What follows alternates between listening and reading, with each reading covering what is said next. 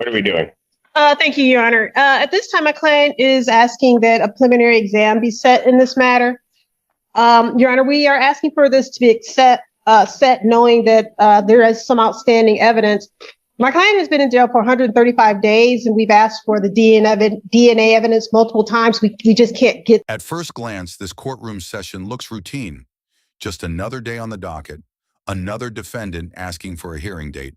But listen carefully, because what starts as a simple request quickly turns into a tense legal moment about missing DNA evidence, bond arguments, and a judge who refuses to delay the process. One defendant says he's been sitting in jail for months waiting for crucial evidence that still hasn't arrived. His attorney pushes for answers. The judge pushes back. And the big question becomes, should the case move forward even when key evidence is still pending? Let's step into the courtroom and watch how the judge handles it.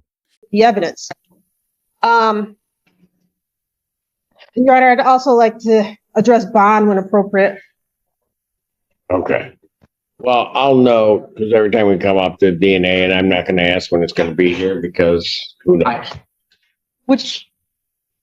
That won't be the fact that if he wants an exam, he's going to have it. But the fact that they don't have DNA is not going to be the basis for an adjournment. You understand that, sir? You understand that, yeah. Mr. Johnson? Thank you. Your Honor, when appropriate, I'd like to address bond. Will the people have their witnesses available the 17th? Sure, Mr. Honor. Preliminary examination, March 17th, 2026, 9 a.m. before Judge Moore.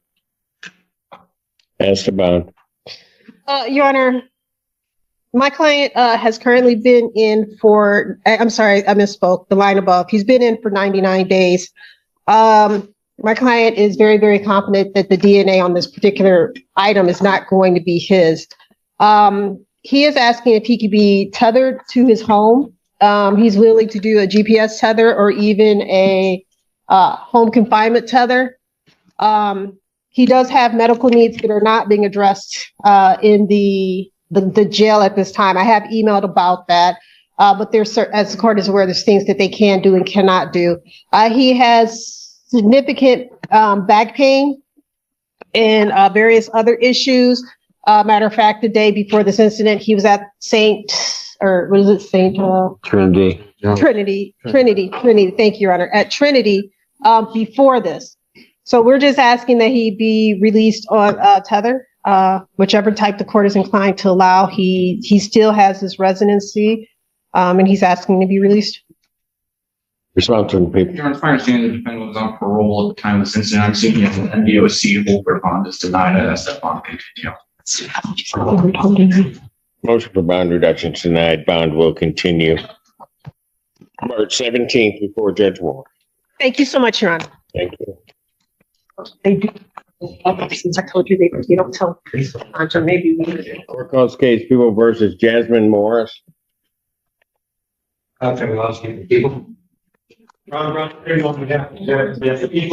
Innocence and public defendant Nicholas Bukovich on behalf of Mr. Naparilla, who is now approaching. Please state your name for the record. Michael Naparilla.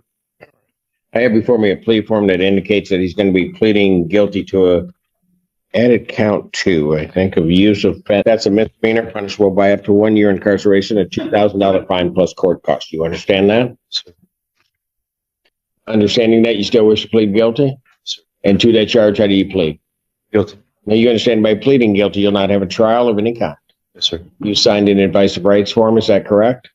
Yes, sir. Or had one signed on your behalf? Yes, is that correct? Any question regarding any of those rights? Yes, sir. Look at paragraph 5. You'll see a copy on the podium. Those are your rights which are part of a trial. You understand by pleading guilty, you'll be giving up those rights as well as all the rights on that form. Yes, sir. You understand you're giving up your right to appeal of right. Are you on probation or parole? I'm parole in Ohio. Okay. At the time of this offense, were you on parole? Out of Ohio? Yes, sir. All right. But they're aware of it. Okay. I do have to plea. No, sir. Anybody threaten you or coerce you? No, sir. You're doing this voluntarily? Yes, and of your own free will? Yes, sir.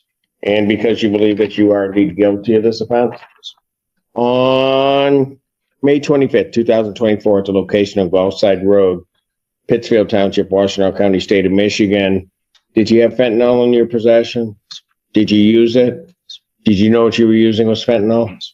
All right.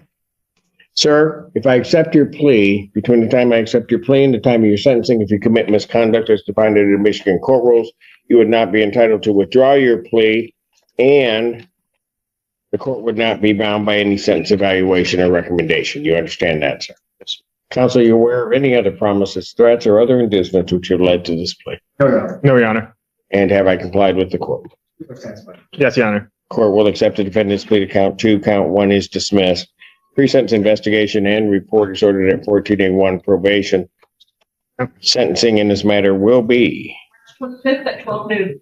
March 25th, 2026, noon, before me. Your Honor, may I address bond when appropriate? You may. Your Honor, at this time, I'll be requesting a personal reconnaissance bond. Mr. Naparua does have gainful employment. He does have a support system through his partner as well as his family. This case was just now reduced to a misdemeanor with agreement for no upfront jail time. He will be willing to go and test and comply with any of the court's orders. He would test clean, obviously, as he has been in custody for this amount of time. He does have, again, gainful employment, a car, a support system. He'll be willing. Aren't they gonna take him back to Ohio? No. My wife had talked to my parole agent. They're not worried about it just because since I went to jail in parole, they knew about this charge when I was released. So they're not basically worried about it. And he did, and XJO does show that the parole hold from Ohio was lifted. His parole agent did lift his hold. So he has no holds currently either. I don't need a request from him. I'm gonna deny the request. I won't even consider release until such time as he's interviewed by my probation department. Understood, Your Honor. Then that should happen relatively quick. Thank you. Bond will continue. Court calls case People versus Michael Roseberg. Judge, And then on behalf of the people, Your Honor. Court shall cease to assistant public defender, defend on behalf. Please state your name for the record, sir. Michael Eugene Roseberg. Thank you. Yes, sir. Thank you, Judge. I did speak to my client. I believe he is requesting this matter I believe we're requesting this matter be set for preliminary examination. To my knowledge, all discovery is complete. And I believe Mr. Roseberg would like me to address bond when you're done. Keep other witnesses available the 17th. We'll try our best, Your Honor. Preliminary examination in person, March 17th, 2026, 9 a.m. before Judge Moore. That's the bond. Thank you, Judge. He did meet with Mr. Niskar from our office this morning, and he did ask me to address his bond. He indicates that he is currently employed, fully employed as a night auditor / desk clerk for Quality Inn. He still has that job available to him right now. He'd like to make sure he keeps that job. He does have 4 children, 2 of which he supports via child support payments. He wants to make sure he doesn't get behind on those as well. Indicates he was last in trouble back in 2004 for a charge that has been resolved. He additionally indicates that he has his own place of residence right down the street here on Carpenter Road, and he would not have any contact with the alleged victim should the court release him. He would have no problem with a tethered home with work release, and he indicates he would appear for any and all court dates and follow any and all court orders. He'd be expecting either a PR bond or a $5,000 10% bond. He believes he can afford to post that if the court does grant a bond, Your Honor. Your Honor, I'm going to object at this point. At the time of this offense, for the police court, Mr. Roseberg had a conditional bond out of favor of protecting the victims. There were 3 different victims. This occurred when they were out drinking with friends and while driving home.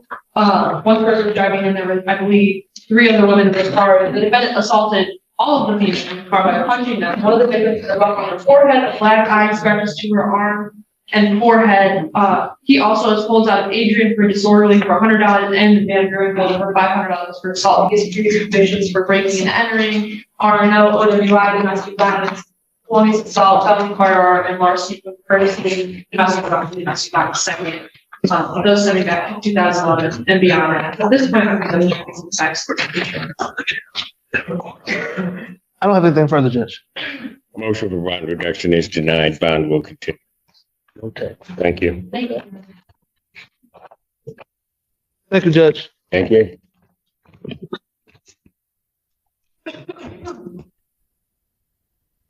Sharon? Joy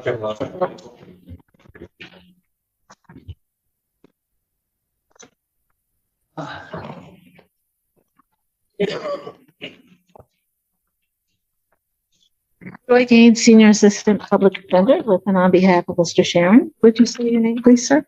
Thomas Sharon. Okay, I have before me a plea form that indicates that he's going to plead guilty to an added count 2 of entry without permission, a 90-day offense. Upon the successful plea to that charge, count 1 would be dismissed. That is the court's full understanding of the agreement. Is that correct? That is correct. Yes, sir. They have him sworn. Raise your right hand. Do you solemnly swear and affirm the testimony you're about to give will be the truth, the whole truth, and nothing but the truth? So help you God. I do. State your name, please. State your name. Thomas Sharon. All right, Mr. Sharon, it's this court's understanding you're going to plead guilty to the charge of entry without permission. That's a misdemeanor, punishable by up to 90 days, $500 fine plus court costs. You understand that, sir? Yes, sir. Yes, sir. All right. You also understand that while I'm taking your plea, I would not be your sentencing judge, and you would be sentenced before Judge Barr in the 14A2 District Court. You understand that, sir? Yes, sir. All right. Still wish to plead guilty? Yes, sir. And to that charge, how do you plead? Guilty. Now, you understand that by pleading guilty, you will not have a trial of any kind. Yes, sir. You signed or had signed on your behalf an advice of rights form? Yes. Any question regarding any of those rights? No, sir. Look at paragraph 5. You'll see a copy on the podium. Those are your rights which are part of a trial. You understand that by pleading guilty, you'll be giving up those rights as well as all the rights contained on that form. Yes, sir. This moment highlights an important part of the criminal justice process. The defense is arguing that the defendant has been in jail for nearly 3 months while waiting for DNA evidence that could potentially prove his innocence. Naturally, the attorney is hoping the judge might delay things or consider releasing him on a tether while that evidence is processed. But the judge makes something very clear. The absence of DNA evidence is not enough to delay the preliminary examination. In other words, the court isn't going to pause the case just because lab results are still pending. Instead, the hearing will move forward, and the evidence can be addressed later in the process. It raises an interesting question. Should courts wait for all forensic evidence before moving forward? Or is it reasonable to keep the case progressing to avoid endless delays? You understand you're giving up your right to appeal of right? Yes, sir. Are you on probation or parole? No, sir. Has anybody promised you anything other than what's been stated here today to get you to plea? No, sir. Has anybody threatened you or coerced you? No, sir. You're doing this voluntarily and of your own free will? Yes, sir. And also because you believe that you're guilty of this offense? Yes, sir. On the date of February 18, 2024, Wise Hall at EMU in the city of Ypsilanti, Washtenaw County, state of Michigan, did you enter those premises? Yes, sir. Did you have permission to enter Wise Hall? No, sir. But it wasn't. Was it open to the public at the time? Yes. Or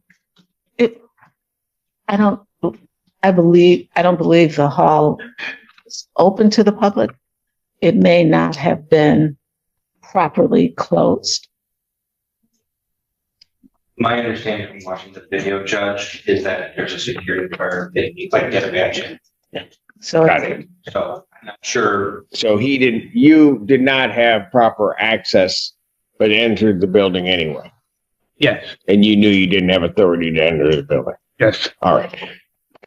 Sir, if I accept your plea, if between the time that I accept your plea today and the time of sentencing, if you commit misconduct as defined by the Michigan court rules, the court would have to advise you that you would not be entitled to withdraw your plea, and the court would not be bound by any sentence evaluation or recommendation. You understand that? Yes, sir. All right.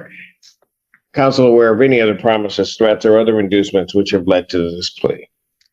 No, thank you, Your Honor. No. And have I complied with the court? Yes, sir. Yes, Your Honor. Court will accept the defendant's plea to count 2. Count 1 is dismissed. Pre-sentence investigation and report is ordered at 14A2 probation. Sentencing in this matter will be March 18th, 2026, 10 a.m. before Judge Barr. Bond continued. Your Honor, may we address bond? You may. Your Honor, Mr. Sharon has indicated that, unlike at the time of the incident, which was, I believe, in 2024, he can stay with his sister who resides in Garden. He states that he will return for all court dates. He will either be able to walk or take public transportation or have support from family. We are asking that the court consider a PR bond, especially given that the change in the charge. Well, he didn't appear before, right? Correct. That is correct. Because he started out with a.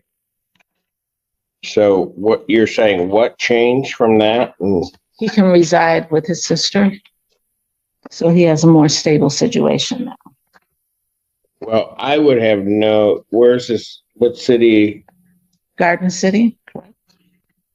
Garden City.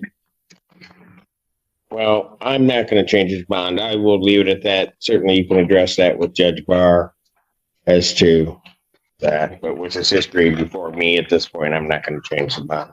Okay. Thank you. By the end of this courtroom session, we've seen several very different cases move through the system in just a matter of minutes. One defendant argued for release while waiting for DNA evidence, but the judge refused to delay the process. Another pleaded guilty to a fentanyl charge while already on parole in another state, creating possible consequences beyond this courtroom. And in the final case, a defendant admitted entering a building without permission, accepting a misdemeanor plea while hoping the court might reconsider his bond conditions. What stands out here is how quickly judges must balance evidence, public safety, legal rules, and individual circumstances, often making decisions in just moments. Now we want to hear from you. Do you think the judge made the right calls in these situations? If you found this courtroom breakdown interesting, hit the like button, share your thoughts in the comments, and don't forget to subscribe for more real courtroom moments and legal breakdowns.